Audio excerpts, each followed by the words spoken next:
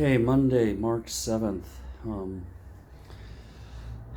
Yeah, so I didn't make any video on Sunday. I decided I'd take Sundays off and just get some rest and quality time and, reflect and all that sort of stuff. Stay away from the devices. It's really easy now to get sucked in with all these feeds and trying to find out the next bit of news. Is the next bit of news the hope that this is all going to stop and they're going to leave? But no. So let me tell you about the last day or two. So we did the supermarket lottery. I think it was Saturday, and we went to the supermarket, and there was a ton of fruit, apples and oranges and all kinds of fresh fruit. Really, really good. That was very abundant, and even meats were abundant. Turkey was there. We didn't have turkey last week, so we got some turkey meat that's more healthy than chicken, and we got some eggs and all that. So eggs have been okay actually. But what was gone, completely empty, were the carbs. The carbs were completely gone. The rice, the bulgur, it's like a grain. I don't know what bulgur would be. It's like buckwheat or something they call it.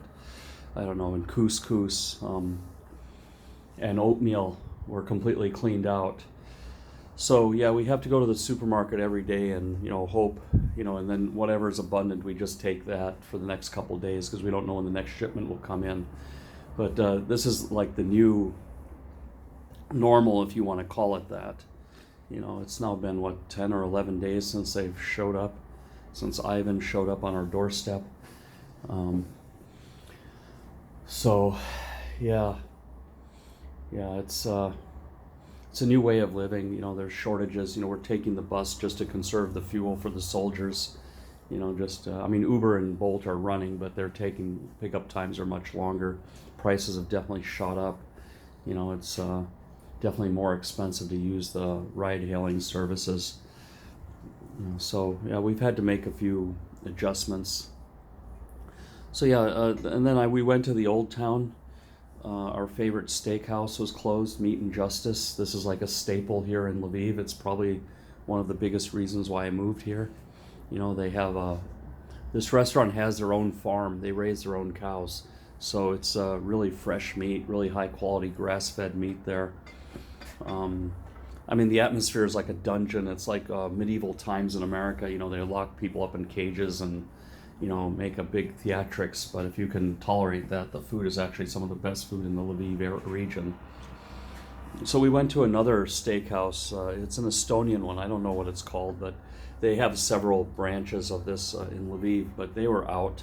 So we had a burger. I haven't had a burger in years, but it was actually pulled beef. It was like a beef brisket versus a hamburger meat, so it was more healthy actually than a usual burger. And French fries and this sort of stuff. But a lot of stuff is shutting down here. The exchange rates are skyrocketing. They're not selling foreign currency, they're buying it. And it's mostly euro and dollar and some British pounds. There's a few places taking the Norwegian money. I think the place nearby here, that just because they know me, takes Norwegian kroner. But yeah, it's a new, not so normal life. Is just getting used to it, just getting used to this lifestyle.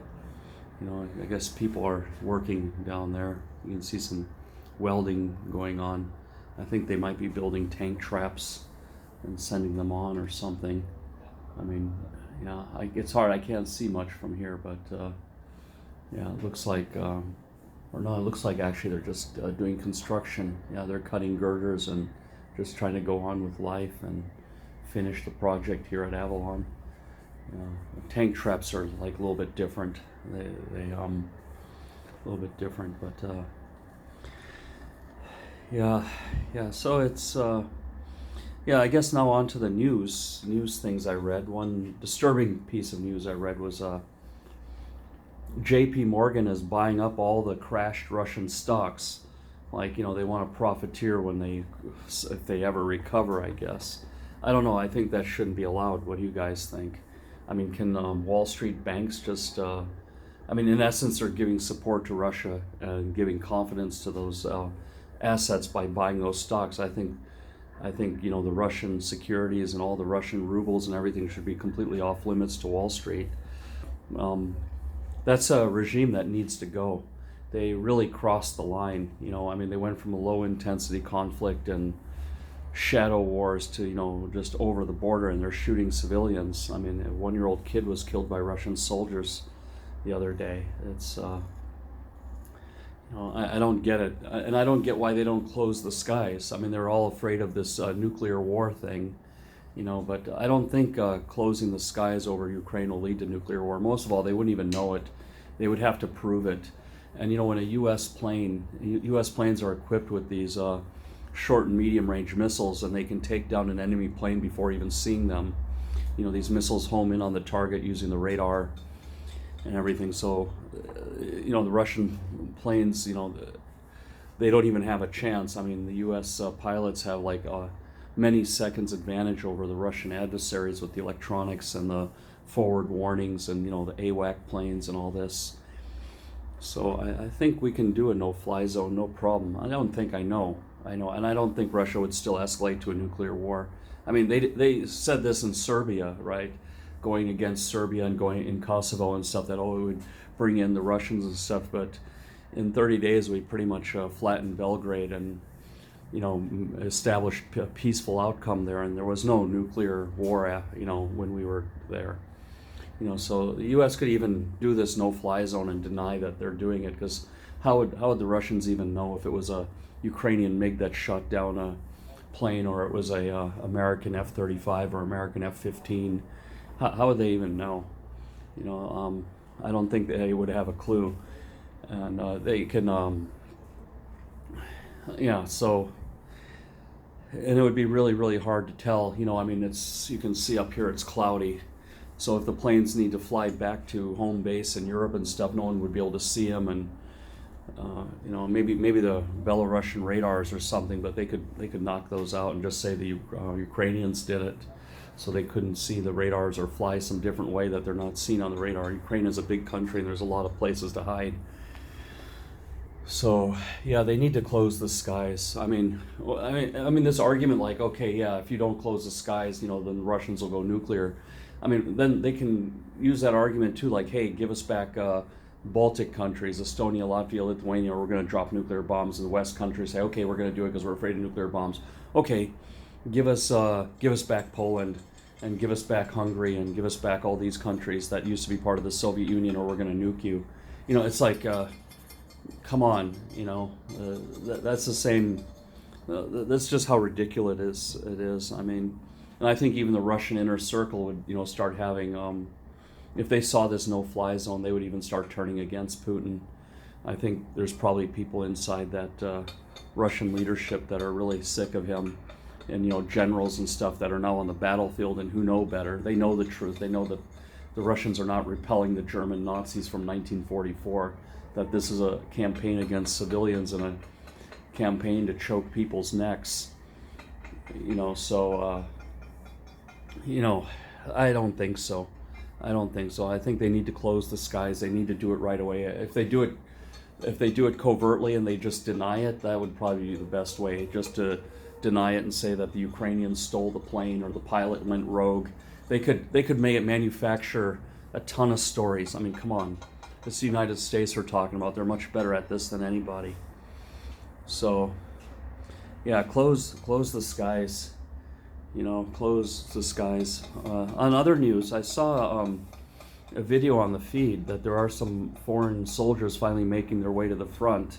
And I heard 20,000 people have signed up for the Ukrainian Foreign Legion. And if these are all like former professional soldiers, former Army infantry people, or, you know, former Special Forces type people, you know, ground fighters, grunts, I mean, they're going to be doing it without air cover, but they could still do a lot of damage. I mean, if they can separate Kherson and Mariupol, you know, break up that Russian line there and just disrupt the southern front, get between the different units, and then if they can go into Kiev and brace Kiev for the second wave, the Russians are digging in around Kiev in the small towns and the villages. And they say in the next 2-3 days they could be making a second offensive on Kiev. But if these foreign soldiers can arrive and, you know, brace Kiev and allow the Ukrainians to actually go on the offensive, and then they just have the back, they just do the back of the line or something, you know, just to act as a guarding force, you know, while they get themselves situated. I imagine there's going to be some logistical hardships getting them integrated into the Ukrainian army, but if they can act as standalone units, and, you know, then you need to have someone manage the whole battle space so there's no friendly fire, because this is like a huge danger, you know, of friendly fire incidences, you know. So, I mean, the uniforms look almost the same, all the vehicles look almost the same. So that's going to have to be coordinated. But I would hope that on the southern front, the foreign units can, you know, just get between different people, and I would think that in Kiev they just act as a defensive force, you know, and then the Ukrainians can actually go on a counteroffensive. That would be cool, and then hopefully we get some planes that don't exist flying air cover, you know, keeping out the high flyers, and then the Stingers can deal with the low flyers. I think that's plausible, and I don't think it'll escalate into a nuclear war. It'll just escalate into the whole Russian economy going bankrupt.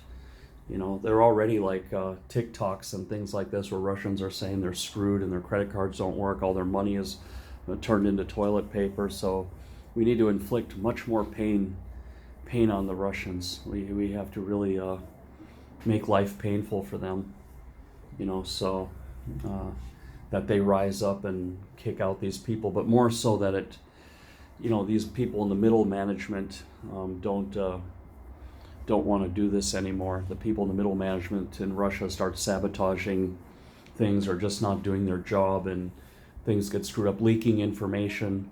That's really what we need to promote as people in the middle layers of Russian society, you know, get word, and, you know, we appeal to their better humanity, that they start screwing things up, you know. But anyway, that's all I got for today. You know, just try to stay positive and try to stay productive. You know, try to be as physically fit as you can, and you don't know when you're going to be needed. So, the more fit you are, the more useful you will be. Anyway, thank you. Bye-bye.